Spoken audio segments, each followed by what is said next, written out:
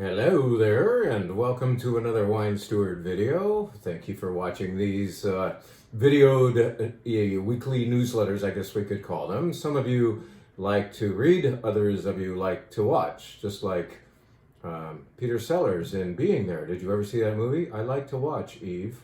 Watch it, it's great. I can't further explain that line. And the kids should be in bed. At any rate, here we are with another Wine Steward video. And here I am with, for once, not sparkling wine in my glass. I know, what an anomaly, but we are diverse, right, in our preferences and tastes. And I will talk about this in just a moment. What we should talk about first is Mr.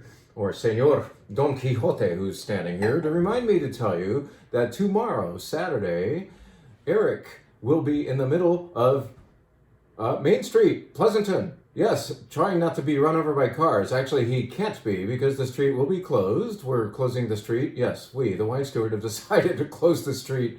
Wasn't our idea, but we're playing along.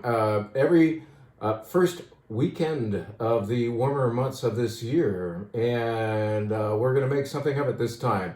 Eric is going to set up his whole paella production situation in the middle of Main Street, Pleasanton, USA, and we'll be demonstrating as of 1 p.m. tomorrow the making of great paella.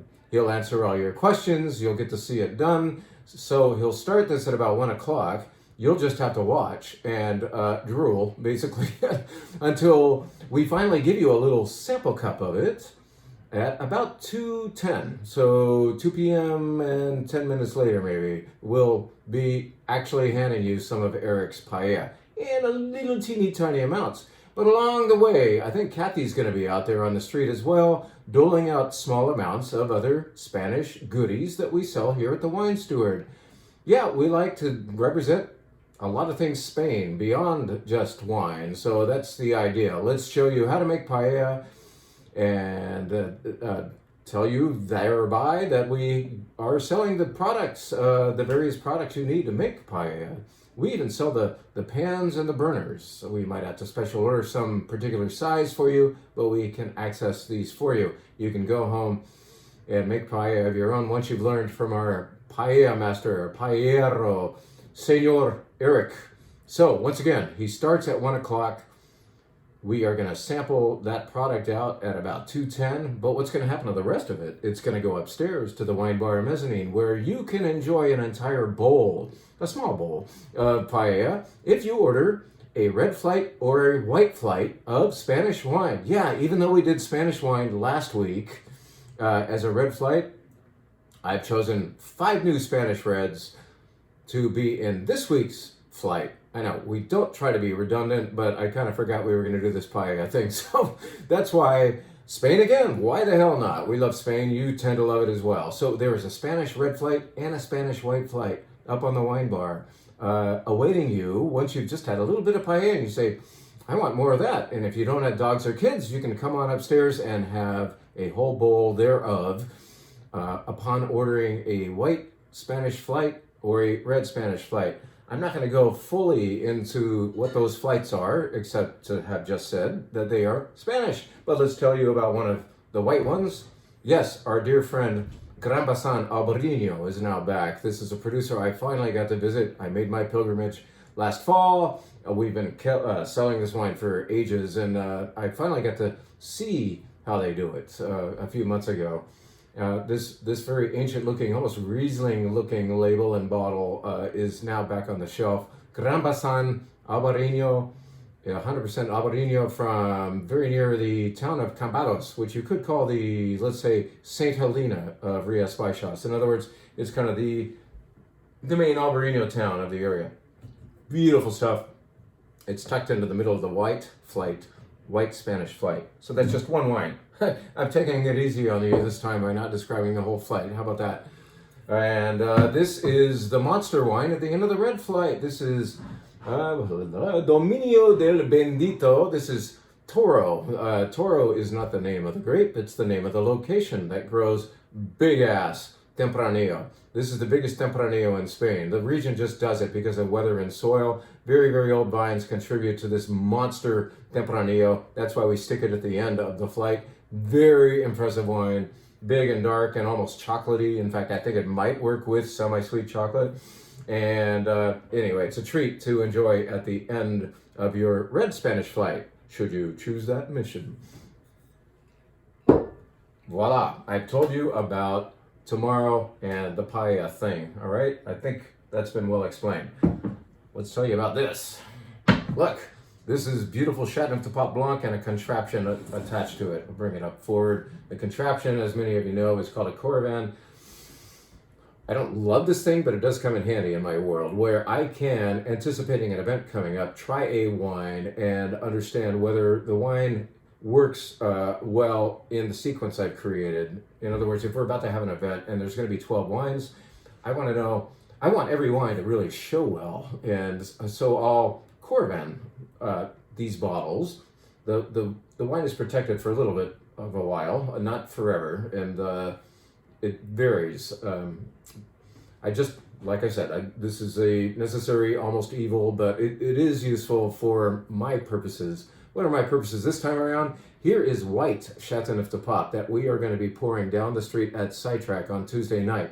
Yes, for one final time, I'm mentioning the event. I only need to mention it once more because where we are filling it up to 100 people, we are at guest number 93 or 92 right now. In other words, there's only about 8 or 9 situations remaining. So you go to thewinesteward.com and sign up for this walk-around tasting. 9 different tasting stations, and I or one of the Wine Steward staff will be standing behind a table that will feature this Chateauneuf-du-Pape Blanc, which is quite a rarity. You know, Chateauneuf-du-Pape, the wine region in the southern Rhone Valley of France, only makes perhaps 5 or 6% white wine. So rare does not mean it's good, but white Chateauneuf-du-Pape Blanc has gotten so much better on my watch. Yes, I had everything to do with it. I had nothing to do with it. But truly, when we were getting into this wine steward thing about 24 years ago, most of the white Chateauneuf-du-Pape Blanc coming over here was oxidized. It was too old. It wasn't kept well at the winery, and the fruit wasn't preserved in a fresh way. These wines have gotten so much better in the hands of great producers. This is Domaine de la Charbonnière, whose red wines we've been selling enthusiastically for a very long time, but this will be a rare appearance of their white Chateauneuf-du-Pape Blanc. And along with this, we'll be pouring their red, the brand new 2020 Rouge, and the 2019 Vaqueras, which is a village near Chateauneuf-du-Pape that makes GSM as well. So 3 Charbonnières at one table, and then you go looking around and say, what else is being poured today? And it's going to be kind of like destinations. There will be a Washington State table, an Italy table, and so on. This is going to be fun. I don't want to overhype it because, like I said, there are only 8 or 9 guest tickets still available for this thing. Go to thewinesteward.com today and sign up. Now, let's eat up the rest of the time by just telling you that certain things that we love to carry are back, or certain things that we've carried a few years ago are back. Just let's say, here comes a warm weekend. Here is a sparkling wine that you killed. You've destroyed our inventory of this wine that, frankly, virtually nobody else in California has ever seen before, because the importer, who's based down in LA, he was brave enough to bring in 25 cases to this state for the very first time. Why did he even do that? Because I visited this producer back in September and said, Antonio, you should carry this. And this is sparkling wine from Rioja, made of Jura, Malvasia, and a little Garnacha Blanca.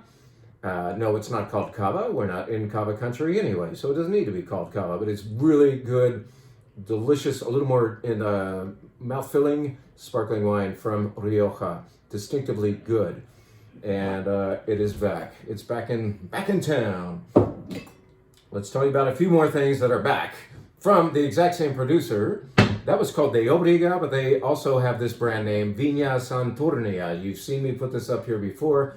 I just say time and time again that this is a beautiful value for Rioja, in that it is delicious now, and if you have a good temperature controlled cellar, you could lay down 6 or 8 or 10, however many you want, bottles of this for a good 10 or 15 years. I promise you. I tasted the 2000 vintage of this with the producer and can say that this not so very expensive Rioja holds up extremely well. They only make a Reserva, that's what this is. That means it spent a little more time in wood and in the winery, more aging time. And it is, it has the stuff. They only make it in certain great years. The year has to be good for Viña Santornia to bottle this. So good job, Gonzalo. I love your 2016. So to many of our customers, this is simply an announcement to say, it's back, come and get it. Let's tell you about 4 more wines briefly, but they're all perfect for the warm weekend we're about to have. Here we go. Vino Verde, right? Vino Verde? No. All right. We've trained many of you, and we're going to keep training and say that the correct pronunciation for this white wine from Portugal is Vinho Verde. Vinho Verde is not the name of a grape. It's not even the name of a wine. It's the name of a wine region. The northernmost part of Portugal is devoted, contains this region called Vinho Verde. Vinho Verde, all right? So this is white Vinho Verde, and it has things like Trechadura and Loureiro in it. And it's delicious. It's refreshing. It's slightly effervescent. Many of the less expensive Vinho Verdes do that. They're meant to be enjoyed on a hot summer day, super chilled, very low alcohol, and they're very crushable. So here, Sol Real is back. Now, the really cool thing about Vinho Verde, the region, is even though the name of the region indicates that, or seems to suggest that it makes only white wine, no, there is Vinho Verde Rosé. Look at that. From the exact same producer, we've decided to bring this in as well. Get this, there's also Tinto, or there is red wine from Vinho Verde. So whereas you might have thought that Vinho Verde is white wine all the time, it's rosé and red. Frankly, you don't need to drink the red. It usually sucks. But I don't know, maybe one of these days we'll have a good one. In the meantime, great rosé and white, or branco, they would say in Portugal, branco. Not blanco, but branco. And I probably didn't say it right, but B-R-A-N-C-O, all right? Sol Real, it's ready for your patio. Hot days coming, right? This is kick-ass. This is also, if you read the fine print on the back, maybe that doesn't show up. See it? Vinho Verde. They don't want to make a big deal about that because they want to distance this particular far better wine from this pretty damn good wine by not declaring Vinho Verde by proclaiming it on the front label. In other words, this is a Carabao. This is still wine. In other words, no bubbles. It's not the inexpensive Vinho Verde with the fizz. This is still wine. And it far more resembles what? This wine. Because it's made of the exact same grape. Albarino, Albarino. Albarino, Albarino. All we had to do was cross the Minho River in order for the name to change, but the grape remains the same. And it is from Ruggiero, I think is how you would pronounce the name of the producer. Forget all that. Just order the Secreto Albarino, and you will be super happy. This is just as well as Gran Bassan works with all things shellfish. So will this. Secreto Albarino from Portugal, just on the south side of the Minho River. I think we've talked about everything except one. Here we go. This is the final wine submission of this video. Thank goodness. This is Commanderie de la Bargemont. This label might be familiar to people who have been shopping our rosé set for years and years and years.